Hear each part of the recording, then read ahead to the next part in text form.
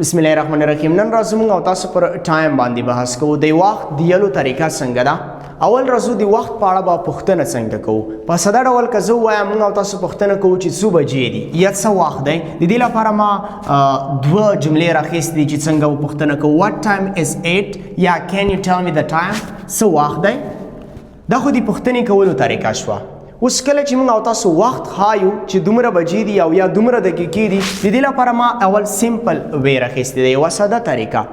ساده طریقه موږ او تاسو داسې وایو چې اول به تاسو آورز راخلی او بیا به مینټس راخلی. اول آورز او بیا مینټس، مطلب 5 بجې او 20 دقیقې دي. 5 ساعته تیر شوي دي او 20 دقیقې تیرې شوي دي. نو زه یم it is 5 او 20 دقیقې تیرې شوي دي. it's 5:20. د یو ساده طریقه ده. یا مثلا 3 بجې دي او 30 دقیقې تیرې شوي دي. اوس 3 ساعته تیر شوي دي، اول ساعتونه راخلم. it is 3 او 30 دقیقې تیرې شوي دي. it's 3:30. یا مثلا 9 بجې او 15 دقیقې تیرې شوي دي، اول زه ساعتونه راخلم.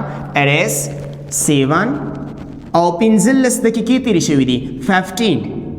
نو دا د وخت دیرو لپاره ډیره ساده او اسانه طریقه شوه چې اول آورز راخلو او بیا مینټس راخلو. د دې نه وروسته موږ او تاسو یوه خبره کوو چې د اوکلاک به د وخت سره په کوم وخت کې اضافه کوو. هغه وخت یې ورسره اضافه کوو چې کله موږ او تاسو بحث کوو پر اګزاکټ ټایم، دقیق وخت باندې. دقیق وخت دا مطلب چې ورسره مینټس نه ذکر کېږي. مثلا زه وایم 2 بجې، دقیق 2 بجې دي، مینټس مې ورسره نه دی راخیستی. نو زه یم it is 2 o'clock. یا مثلا زه وایم 3 بجې، دقیق 3 بجې دي، مینټس خو نه لري. زه یم it is 3 o'clock. نو دا یوه طریقه شوه چې موږ او تاسو د وخت دیلو لپاره ویله. یوه بله طریقه هم د وخت دیلو لپاره شته ده. لکه زه په پښتو کې وایم 10 پاسه، 20 پاسه، 25 پاسه، 30 پاسه، 15 پاسه، او یا وایم 10 کم، 15 کم. عموما چې کله د پاسه وایو موږ او تاسو به پاست ذکر کوو، او چې کله کم وایو موږ او تاسو به ټو ذکر کوو.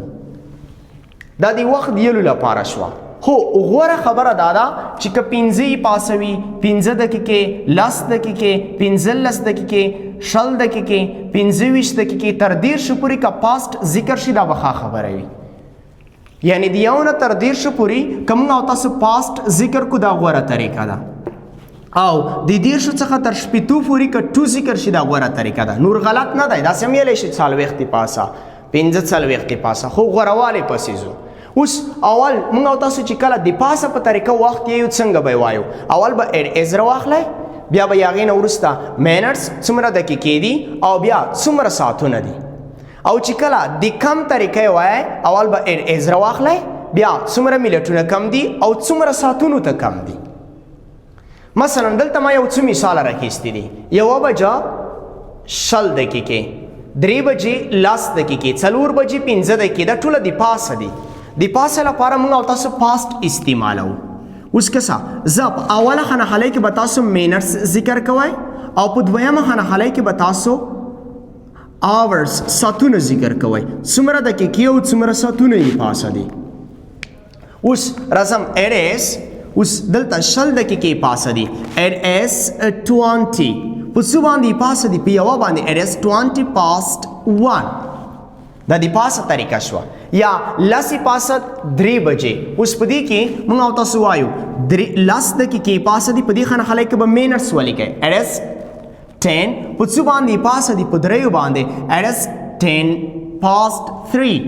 یا مثلا 5 دقیقې پاسه دي خو په 4 بجو باندې. نو زه لیکم it is 5:05 پاسه 4 بجې. نو دا د پاسه یلو طریقه چې کله استعمالوئ دغه طریقه او د مثالونه شول او دې ته ورته نور.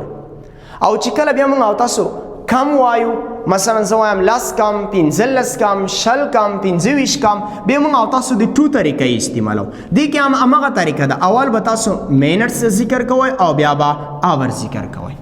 مطلب دا څومره مینټس دقیقې کمې دي او څومره ساعتونو ته کمې، او څو دقیقې کمې دي او څو بجو ته کمې دي. مثلا زه یم 1 بجه 40 دقیقې. اوس دلته که څه زه یم چې 20 کم، ځکه 20 کمې دي، خو د 20 څو بجو ته کمې دي؟ 2 بجو ته کمې دي. نو اول کې مینټس راخلم. it is 20 بیا راخلم 2 څو بجو ته کمی دي 2 ته it is 20 to 2 واپس به 1 نه راخلی ځکه یوې ته خو نه دي کمی 2 ته کمی دي یا مثلا زه ولیکم 1:58 دقیقې اوس دلته بیا 2 دقیقې کمی دي خو څو بجو ته کمی دي 2 ته اوس زه لیکم it is 2 to 2 یا 3:50 دقیقې که چېرته دغه وخت 3:50 دقیقې د پاسه په طریقه وایم بیا داسې وایم it is 50 past د پاسه 3 it is 50 past 3 یعنی 50 پوسه 3 بجې خو غوره دا ده چې موږ او تاسو داسې ووایو چې لاس کم 4 بجې یعنی لاس دقیقې کمې دي خو څو بجو ته کمې دي 4 ته کمې دي لیکم it is 10 to 4 دا د 2 او د پاست په طریقه د وخت د یلو طریقه وا بل راځو او تاسو د AM او د PM استعمال لدې سره هم ډیر مخامخ کیږو او په دې کې سړی کنفیوز کیږي هم مثلا زه وایم 9 بجې AM یا لیکم 8 بجې PM اوس 9 بجې AM 8 بجې PM دا اوس د سحر وخت شو که د ماښام وخت شو طریقه یې څنګه ده اصل کې AM لپاره ما یو شکل جوړ کړی ده که داسې A پارس کو آفټر او M پارس کو میډ نایټ اصل کې دای ایدینه نه دی جوړ شوی آفټر میډ نایټ څخه AM نه دی جوړ شوی دا لنډ حالت نشي کېدلی خدا موږ تاسو د دې لپاره ورته جوړ کړی تر څو ذهن کې ښه ثبت شي AM after midnight ایدی مطلب دا دی چې AM د هغې وخت سره استعمالوو چې د شپې له 12 بجو څخه وروسته وي یعنی د ورځې تر 12 بجو نو اوس که ما لیکلی دي 9 بجې AM نو AM نه به مطلب شي after midnight شپې 12 بجو څخه وروسته ورته AM استعمالیږي نو دا 9 بجې به شي د سهار ځکه دا خو د